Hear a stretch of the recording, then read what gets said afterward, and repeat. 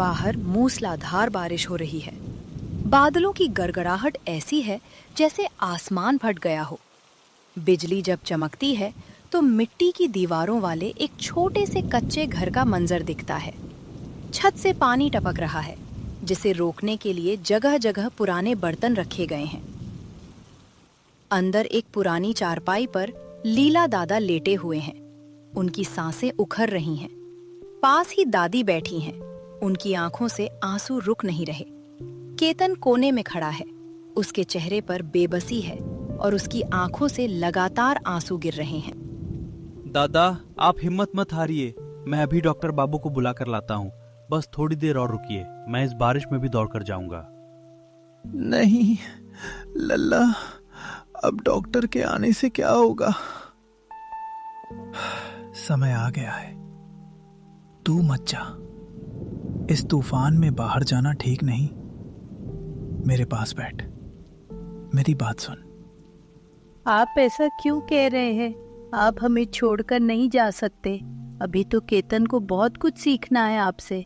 देखिए ना, कैसे कांप रहा है बच्चा। रोना बंद करो भाग्यवान। जीवन एक चक्र है। मैंने अपनी पूरी जिंदगी इस मिट्टी में पसीना बहाया है।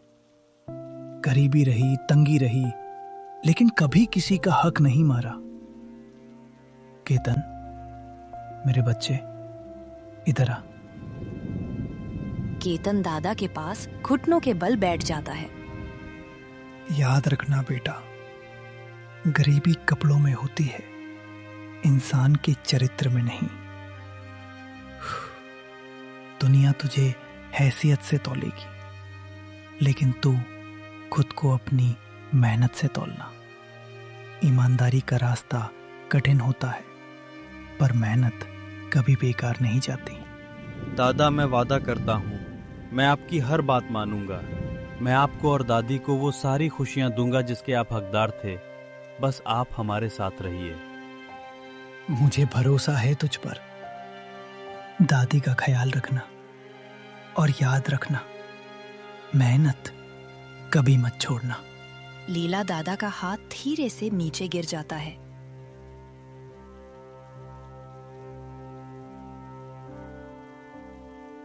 कमरे में एक सन्नाटा छा जाता है, जिसे केवल बाहर गिरती बारिश की आवाज तोड़ रही है।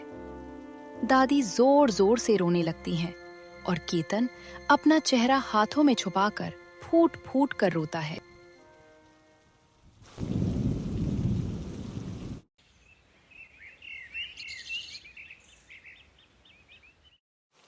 कुछ दिन बीत चुके हैं। बारिश अभी भी जारी है, लेकिन अब वह तूफानी नहीं बल्कि रिमझिम है। एक बड़े बरगद के पेड़ के नीचे कुछ ग्रामीण इकट्ठा हैं जो बारिश से बचने के लिए तिरपाल के नीचे खड़े हैं। वातावरण में गीली मिट्टी की सोंधी खुशबू है।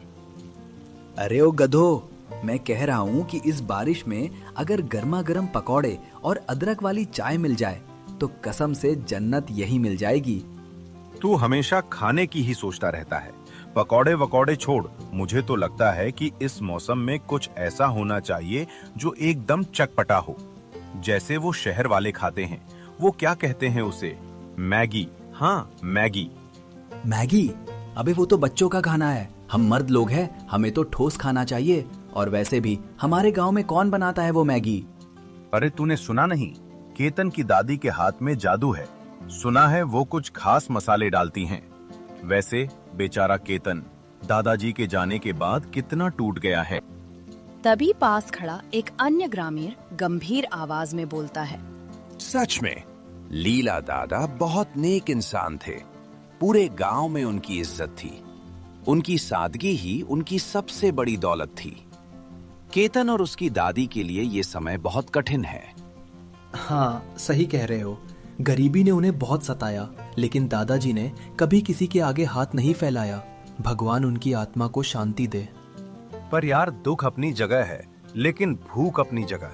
सच में इस बारिश में कुछ चटपटा मिल जाता तो मजा आ जाता। अबे ओ भुक्कड़, अभी हम दादाजी की बात कर रहे हैं और तुझे अपनी भूख सूझ रही है? शर्म कर।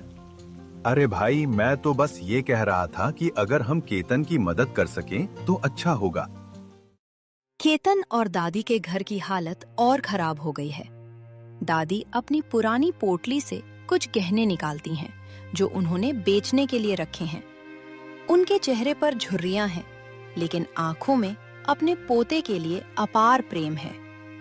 दादी, आपने फिर से अपने गहने निकालने शुरू कर दिए? नहीं, मैं ऐसा नहीं होने दूंगा। मैं कहीं भी मजदूरी कर लूंगा, लेकिन आप अपनी आखिरी निशानी नहीं बेचेंगी। पदले, गहने तो सिर्फ धातु के टुकड़े हैं। तू मेरा असली गहना है। अगर तेरी पढ़ाई और पेट की भूख इन गहनों से मिटती है तो मुझे इन्हें बेचने में कोई दुख नहीं। तू बस हिम्मत मत हारना। मुझे भूख नहीं है दादी, बस मन भारी है। दादाजी हमेशा कहते थे कि हमें अपनी मेहनत पर भरोसा रखना चाहिए, पर यहाँ तो काम ही नहीं मिल रहा। रुक, तू उदास मत हो। आज मैं तेरे लिए कुछ खास बनाती हूँ। दादी चूल्हे पर एक छोटा सा पतीला रखती हैं। वह उसमें पानी, कुछ खास मसाले और मैगी डालती हैं। जैसे जैसे मैगी पकती है, उसकी खुशबू पूरे घर में फैल जाती है। केतन अपनी नाक सिकोड़ता है और उसकी आंखों में चमक आती है। वाह दादी, ये खुशबू तो कमाल की है। ये साधारण मैगी जैसी नहीं लग रही। ये तेरे दादाजी की बताई हुई रेसिपी है। वो कहते थे कि खाने में स्वाद मसाले का नहीं, बनाने वाले के प्यार का होता है। ले, चख कर देख।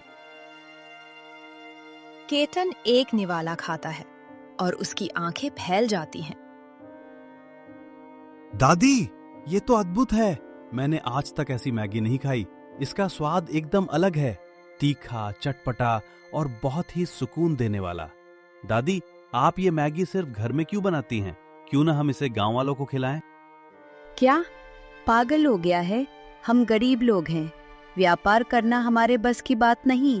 और लोग क्या कहेंगे कि एक बूढ़ी औरत मैगी बेच रही है? लोग क्या कहेंगे, इसकी चिंता क्यों करना।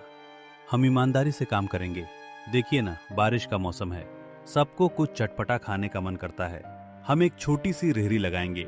हम लोगों को वो स्वाद देंगे जो उन्होंने कभी नहीं चखा। हम दादाजी के सपनों को पूरा करेंगे। पर बेटा, हमारे पास पैसे कहाँ हैं? पैसे नहीं है तो क्या हुआ, मेरे पास मेहनत करने वाले हाथ हैं और आपके पास ये जादुई स्वाद। हम पुरानी लकड़ियों से एक छोटी सी मेज बना लेंगे, बस आप हाँ कह दीजिए। दादी के चेहरे पर एक द्वंद चलता है, फिर वह धीरे से मुस्कुराती हैं। ठीक है लल्ला, जैसा तू चाहे, हम कोशिश करेंगे। गांव के चौराहे पर एक छोटी सी कच्ची लकड़ी की रेहड़ी लगी है। उस पर एक छोटा सा बोर्ड लटका है जिस पर हाथ से लिखा है, दादी की स्पेशल मैगी। बारिश अभी भी रिमझिम गिर रही है। कोई ग्राहक नहीं आ रहा है। केतन और दादी एक दूसरे को देख रहे हैं। शायद मैंने जल्दबाजी कर दी दादी, लोग शायद इसे पसंद न करें।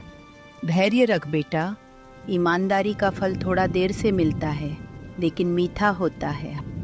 तभी गांव के दो मशहूर खाने के उस्ताद चटोरा चंदू और भुक्खर बबलू एक ही फटे हुए छाते के नीचे बहस करते हुए वहां पहुंचते हैं। बारिश तेज हो रही है और दोनों छाते में जगह को लेकर लड़ रहे हैं। मैंने कहा ना, ये छाता तेरा है, मेरा नहीं। तूने आधा हिस्सा घेर रखा है। अबे ओ अंधे, तू देख नहीं रहा कि बारिश मेरी तरफ ज्यादा गिर रही है? इधर खिसक। अचानक हवा का एक झोंका मैगी की खुशबू को उनकी तरफ ले जाता है। दोनों के चेहरे के भाव बदल जाते हैं। भाई, ये खुशबू, ये तो वही है जिसकी हम बात कर रहे थे। सच में? ये तो एकदम स्वर्ग जैसी खुशबू है। देख, यहाँ दादी की स्पेशल मैगी लिखा है। ओ केतन बबुआ, ये क्या बना रहे हो? क्या ये वही मैगी है जिसकी चर्चा पूरे गांव में है?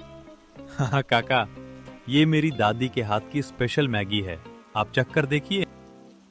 दादी बड़े प्यार से 2 प्लेट मैगी सजाकर उन्हें देती हैं। दोनों लालच से पहला निवाला लेते हैं और उनकी आंखें बंद हो जाती हैं।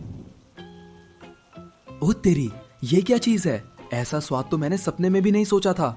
दादी, आपने इसमें क्या डाला है? कसम से दादी, ऐसा लग रहा है जैसे स्वाद का विस्फोट हो गया हो। केतन, तूने तो कमाल कर दिया। ये मैगी नहीं, ये तो अमृत है। अरे मुझे तो लग रहा है कि लीला दादा ने ही तुझे ये गुप्त नुस्खा सिखाया होगा। उनका स्वाद हमेशा से लाजवाब था। हाँ काका, ये दादाजी की ही देन है। सुन भाई, आज से हम तेरे पक्के ग्राहक हैं। अब तू बस इसे बनाना बंद मत करना, वरना हम गांव में दंगा कर देंगे। दोनों जोर जोर से हंसने लगते हैं और मजे से मैगी खाते हैं। धीरे धीरे अन्य ग्रामीण भी खुशबू से खिंचे चले आते हैं और रेहड़ी पर भीड़ जमा होने लगती है। समय बीत रहा है और बारिश का मौसम अपनी चरम सीमा पर है। गांव के लोग अब यहाँ सिर्फ मैगी खाने नहीं, बल्कि गपशप करने भी आते हैं।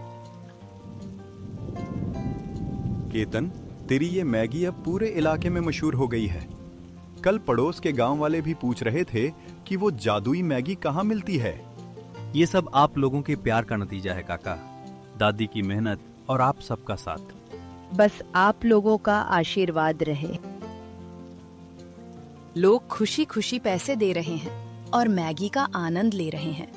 वातावरण में खुशी, हंसी और गर्माहट है, जो बाहर की ठंडी बारिश के बिल्कुल विपरीत है। तभी एक आलीशान काली गाड़ी कीचड़ उड़ाते हुए वहां रुकती है। गाड़ी से एक मोटा, सोने की अंगूठियों से लदा हुआ आदमी उतरता है। भंडारी सेठ। ये क्या तमाशा लगा रखा है यहाँ? इस गंदे चौराहे पर ये कूड़ा कचरा बेचकर तुम लोग गांव की छवि खराब कर रहे हो। पर मालिक, खुशबू तो बड़ी लाजवाब आ रही है। लगता है असली माल यही है। चुप रह बे, तू यहाँ खाने आया है या मेरी सेवा करने? ओ लड़के, तुझे पता है ये जगह किसकी है? इस पूरे इलाके पर मेरा प्रभाव है। तू यहाँ बिना मेरी अनुमति के ये दुकान लगाकर मुझसे टक्कर ले रहा है। सेठ जी, मैं आपसे टक्कर नहीं ले रहा। मैं तो बस अपनी दादी के साथ मिलकर मेहनत कर रहा हूँ ताकि हम अपना पेट पाल सकें। हम किसी को परेशान नहीं कर रहे। मुझे मत सिखा कि मुझे क्या पता है। ये गंदगी, ये भीड़, इससे मेरा रास्ता रुकता है। मैं नहीं चाहता कि मेरे इलाके में ऐसी मामूली चीजें बिकें। कल तक ये रेहड़ी यहाँ से हटा लेना, वरना मैं प्रशासन को बुलाकर इसे तुड़वा दूंगा। अरे भंडारी सेठ, आप इतने घमंडी क्यों हैं? बेचारा बच्चा मेहनत कर रहा है और आपको इसमें दिक्कत है। तू चुप रहेगा पोड़ी, अपनी औकात मत भूल। केतन, याद रखना, मेरी चेतावनी को हल्के में मत लेना। इस गांव में मेरी मर्जी के बिना पत्ता भी नहीं हिलता। भंडारी सेठ गुस्से में पैर पटकते हुए गाड़ी में बैठ जाता है। नौकर अभी भी मैगी की प्लेट की तरफ ललचाई नजरों से देख रहा होता है। तभी सेठ उसे जोर से चिल्लाकर बुलाता है और नौकर डरकर भागता है। भंडारी सेठ की धमकी के बाद केतन और दादी डर जाते हैं, लेकिन ग्रामीण उनके साथ खड़े होते हैं। केतन, तू डर मत। भंडारी सेठ सिर्फ शोर मचाना जानता है। तू अपनी दुकान किसी और जगह ले जा, हम सब तेरे साथ हैं।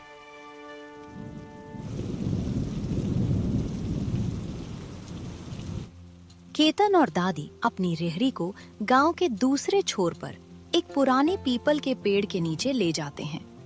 यहाँ जगह ज्यादा है और माहौल और भी शांत है। दादी, अब हम सिर्फ साधारण मैगी नहीं बनाएंगे, हम इसमें कुछ नया जोड़ेंगे, जैसे कि एग मैगी, चीज मैगी और मसाला मैगी। और बारिश के लिए एक खास रेन स्पेशल मैगी बनाएंगे जिसमें ढेर सारी सब्जियां और खास तड़का होगा। क्यों नहीं लल्ला, हम इसे और भी स्वादिष्ट बनाएंगे। बारिश हो रही है। मैगी का रंग सुनहरा और लाल है। लोग अब और भी ज्यादा संख्या में आ रहे हैं। अरे वाह, ये एग मैगी तो कमाल है। ऐसा लग रहा है जैसे किसी बड़े होटल में बैठे हों। और ये चीज मैगी, मजा आ गया भाई, मजा आ गया। केतन, तू तो अब बड़ा आदमी बन गया है। केतन की कमाई बढ़ रही है, लेकिन उसका स्वभाव वही विनम्र बना हुआ है।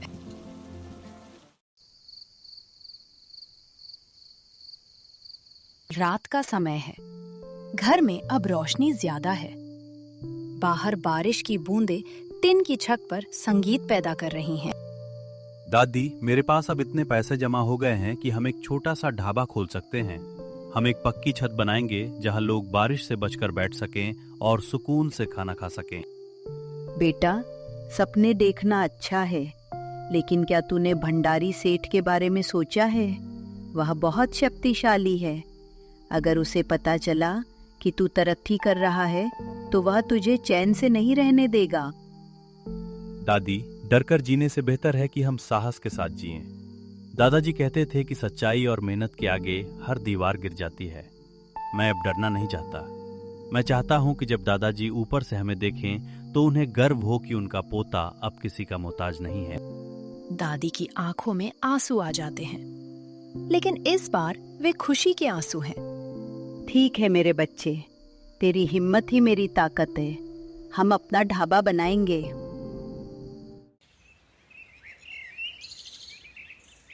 केतन ने गांव के किनारे एक छोटी सी जमीन किराए पर ली और वहां एक छोटा लेकिन सुंदर ढाबा बनाया। उसने उसे नाम दिया दादी पोता मैगी पॉइंट।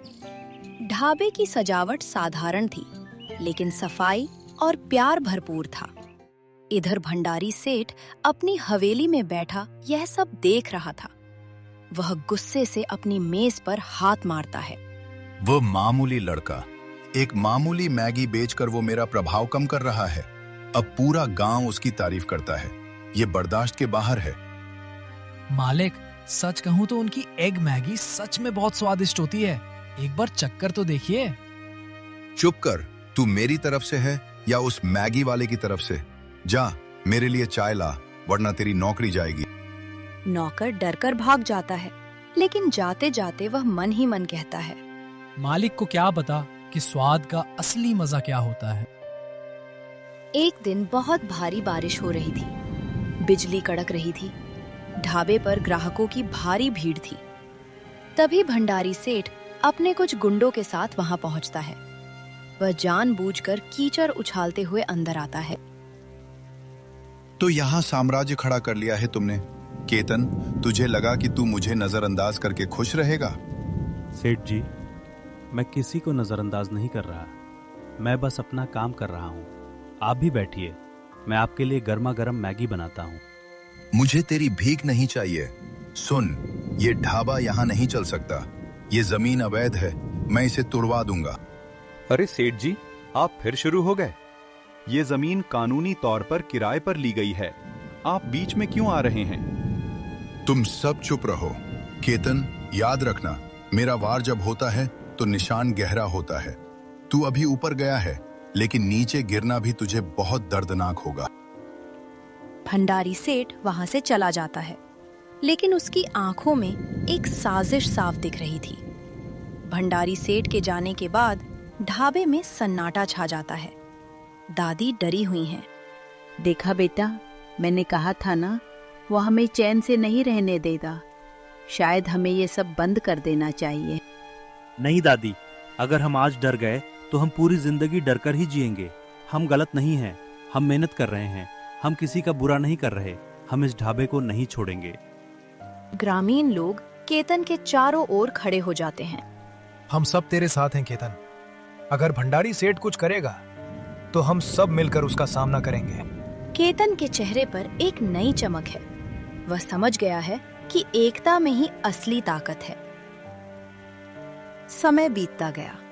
दादी पोता मैगी पॉइंट अब केवल गांव तक सीमित नहीं रहा। आसपास के शहरों और गांवों से लोग एग मैगी चखने आने लगे। उसकी एग मैगी सबसे प्रसिद्ध थी। एक दोपहर जब बारिश धीमी थी, केतन के पास एक अनजान नंबर से फोन आता है। हेलो, क्या तुम केतन बोल रहे हो? मैं जिला अधिकारी का कार्यालय से बोल रहा हूँ। तुम्हारे ढाबे के बारे में शिकायत मिली है कि वो मुख्य सड़क के प्रोजेक्ट के रास्ते में आ रहा है। सरकार वहां एक बड़ा हाईवे बनाने वाली है। क्या हाईवे? पर मेरी जमीन तो बहुत पीछे है। नक्शे में बदलाव हुए हैं। तुम्हें अपना ढाबा अगले 3 दिनों में खाली करना होगा, वरना पुलिस आकर उसे ध्वस्त कर देगी। तुम्हें कोई मुआवजा नहीं मिलेगा क्योंकि तुम्हारे कागजात अधूरे हैं। केतन का चेहरा सफेद पड़ जाता है। फोन कट जाता है। लेकिन केतन बहुत तनाव में है। उसे डर है कि उसकी सारी मेहनत मिट्टी में मिल जाएगी। तीसरे दिन जब भारी बारिश हो रही थी, 3 आदमी सूट बूट पहनकर और 1 आदमी पुलिस की वर्दी में ढाबे पर पहुंचते हैं। उनके चेहरे सख्त हैं और वे बहुत रौब झाड़ रहे हैं। मैं स्पेशल ऑफिसर शर्मा हूं। हमें आदेश मिले हैं कि इस अवैध निर्माण को अभी इसी वक्त गिरा दिया जाए। साहब कृपया मेरी बात सुनिए, मेरे पास सारे कागजात हैं, आप एक बार जांच कर लीजिए। कागजात की जरूरत नहीं है, आदेश ऊपर से आया है। चलो सामान हटाओ वरना हम जबरदस्ती करेंगे। दादी रोने लगती हैं। ग्रामीण इकट्ठा हो जाते हैं। माहौल बहुत तनावपूर्ण है। हट जाओ सब, कानून का काम होने दो। तभी भीड़ में से एक बुजुर्ग ग्रामीण आगे आता है। वह ध्यान से उस स्पेशल ऑफिसर के चेहरे को देखता है। 1 मिनट रुको, मैं तुम्हें पहचानता हूँ। तुम ऑफिसर नहीं हो। तुम वही हो ना जो 3 साल पहले शहर में चोरी करते हुए पकड़े गए थे। तुम तो गजा हो, एक शातिर चोर। भीड़ में फुसफुसाहट शुरू हो जाती है। नकली अधिकारी घबरा जाते हैं। क्या बकवास कर रहे हो बूढ़े? अपनी आंखें ठीक करो। मेरी आंखें बिल्कुल ठीक है। मैंने तुम्हें जेल जाते देखा था। और ये वर्दी, ये तो बिल्कुल नकली लग रही है। देखो इसकी सिलाई कितनी खराब है। ओए सच सच बता, तुझे किसने भेजा है? तू यहाँ हमें डराने आया था? नकली अधिकारियों को जब ग्रामीणों ने पकड़ लिया और धमकाया तो उनमें से एक टूट गया और सब कुछ उगल दिया। देखो, मुझे बस वो ढाबा खत्म करना है। तुम लोग बस अधिकारी बनकर जाओ, उसे डराओ और उसे खाली करवा लो। उसके बाद तुम ये सारे पैसे रख लेना। बस याद रहे, कोई सबूत नहीं बचना चाहिए। सेठ जी, ये जोखिम भरा काम है। अगर पकड़े गए तो? डरपोक कहीं के। मेरे पास इतना पैसा और रसूख है कि मैं तुम्हें बचा लूंगा। बस काम पूरा करो और इस लड़के का घमंड तोड़ दो। सेठ जी, वो लड़का अकेला नहीं है, पूरा गांव उसके साथ खड़ा रहता है। अगर ग्रामीण बीच में आ गए तो मामला बिगड़ सकता है। गांव वाले? अरे ये लोग 2 दिन शोर मचाएंगे और तीसरे दिन सब भूल जाएंगे। पैसा बहुत बड़ी चीज है।